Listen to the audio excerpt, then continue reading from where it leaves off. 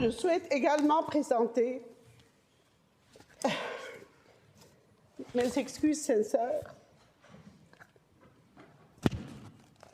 à mes collègues de l'Assemblée nationale ainsi qu'à la population québécoise.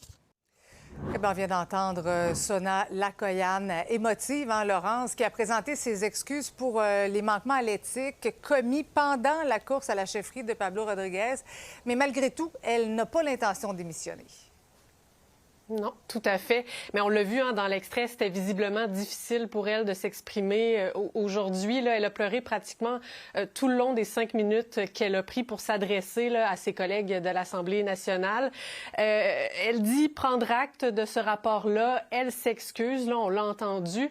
Je te rappelle, Marie-Christine, ce qu'on lui reproche, là, c'est d'avoir utilisé son local de circonscription pour la campagne à la chefferie de Pablo Rodriguez.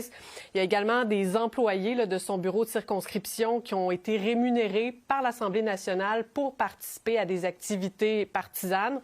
On lui reproche aussi d'avoir fait disparaître des éléments de preuve, ce qui a eu pour effet d'entraver le travail de la commissaire. Et Sonia Lakoyan qui a dit tout à l'heure au Salon Rouge accepter de payer cette amende de 8 000 qui a été proposée par la commissaire. Mais effectivement, là, tu l'as dit, elle souhaite rester en poste. Elle va rester en poste. Par contre, elle dit avoir appris de ses erreurs. Malgré le caractère difficile de cette épreuve, je peux dire que j'ai appris de mes erreurs. Cette expérience m'amène à poursuivre mon travail avec encore plus de prudence, de rigueur et discernement. Bon, Laurence, il faut dire maintenant qu'il y a plusieurs élus qui ont exprimé leur malaise qu'elle reste en poste.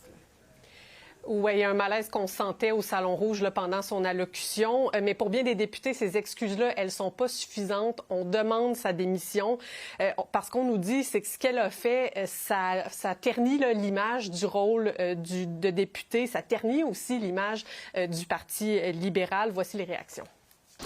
Je compatis beaucoup avec mes collègues libéraux. De revoir ça encore aujourd'hui, ça entache toute la classe politique. Alors, grand malaise. Elle a fait un meilleur culpa. C'est acceptable? Pourquoi dire ça? Les excuses, c'est important. C'est un geste noble, c'est un geste important, mais tout ne s'arrête pas là.